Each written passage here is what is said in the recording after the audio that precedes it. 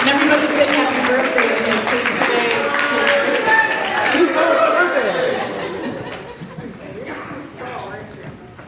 You're tallish. No, maybe not. What is it? What am I saying? I'm short. So Adrian and I we go back to the AIJ time when I was on the board. She came through my first mentor program. Yeah. And then what did you do? I led figures. And you moved.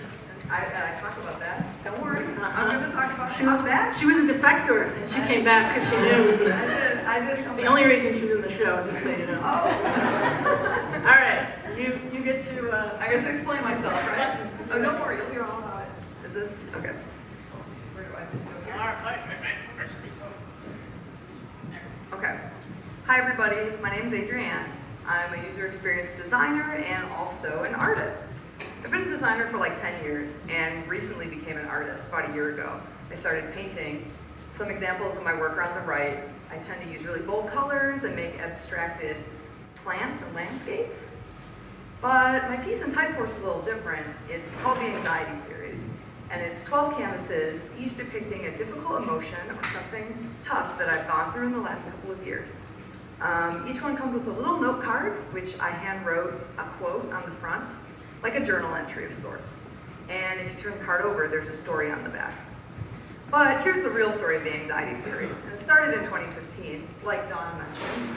I left Chicago because I got my dream job, and I felt like everything was going to be perfect. I'm a very career-driven person, and it's been the only thing that's ever validated me. So when I got my dream job and was asked to move to San Francisco, I thought, this is it. I'll finally be happy. Well, I got to San Francisco, and it was great, but I experienced loneliness for the very first time. I had never been so far away from my family and friends, and I did not know what to do with these new feelings. I was alone a lot, and I absolutely hate being alone. To top it off, a relationship I was in for about 10 years unraveled right after I moved to San Francisco. We'd been on the rocks for years. I just refused to see it. And when he was gone, I felt like I lost everything because he had always been there for me, even if he wasn't really there. A couple months after this happened, my grandfather passed away. I come from a large Italian family, and when he died, my aunts and uncles didn't know how to deal with the loss and acted out in anger and I guess obliterated certain familiar relationships. And I had never seen such an ugly, volatile side of my own family. And I guess they'd always been that way, but I wouldn't see that. So obviously, these two things happened, and I felt it was finally time for me to go to therapy, something I had never done.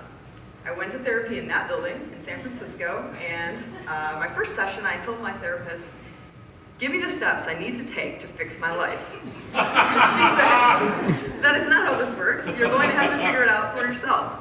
How long will it take? Well, that I don't know. So I was terrified. But she did tell me to try to sit in the uncomfortable feelings you're feeling. You can't just push them away because they'll always come back in a negative manner if you don't actually feel them, which is totally true for me because I like to express myself using alcohol. I would drink and drink, I'd get super drunk, I'd tell, stories, cry, feel disappointment and fear and regret and all those things I can never feel when I'm sober, Adrienne. And the best part was, in the morning, I wouldn't remember any of it. So it was a really great method for me. But it wasn't working, obviously.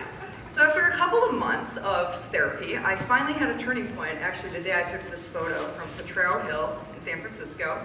It was one of those weekends where I woke up and I had no plans, and I knew I had to be alone all weekend, and could I, binge watch like Sister Wives, or what am I going to do? And I actually went on a walk in a new neighborhood, and it wasn't that bad, and I spent time with myself. So that was a turning point. In the process, I started dating this guy back there, who I thought would always be just a friend, but we ended up dating long distance, and we're clearly still together. But he challenges me in a way that no other boyfriend has, because he's actually emotionally available, and he challenges me to be vulnerable and open, which is something I am not used to doing. So, okay, here we are. Now it's fall of 2017. I decided with my new relationship, I miss my friends and family, and just the day-to-day grind of this dream job, still a corporate job, it wasn't fulfilling me. So I quit said dream job. I packed up my stuff into this rented RV with Seth, with my sister Kim, my 2 cats, and my friend Vic, and we drove back to Chicago, stopping in the Mojave Desert and Bryce Canyon, etc. But I couldn't even enjoy the trip because I was so freaked out. Did I make the wrong decision? Why would I leave my dream job? What am I going to do now? So I started painting because I felt seriously deprived of creativity.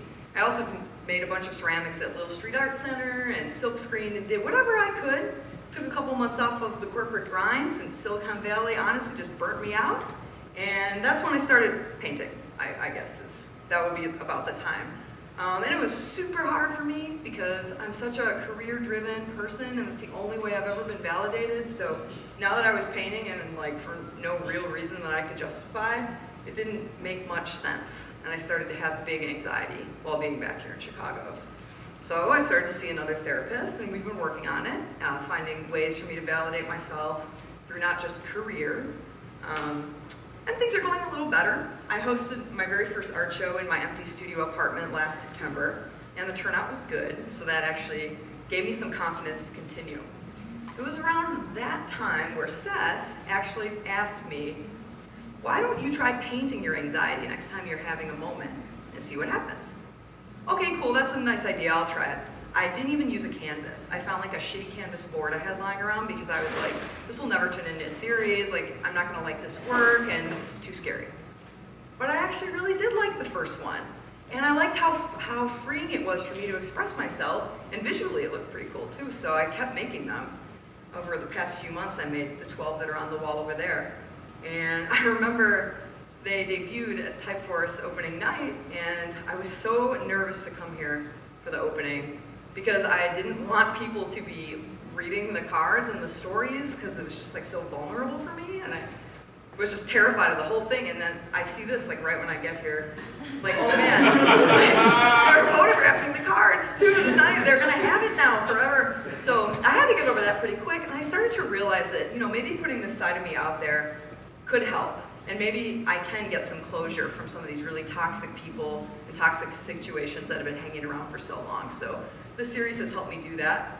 And I have to thank Dawn so much for letting me be in the show and for you guys for listening. Thank you.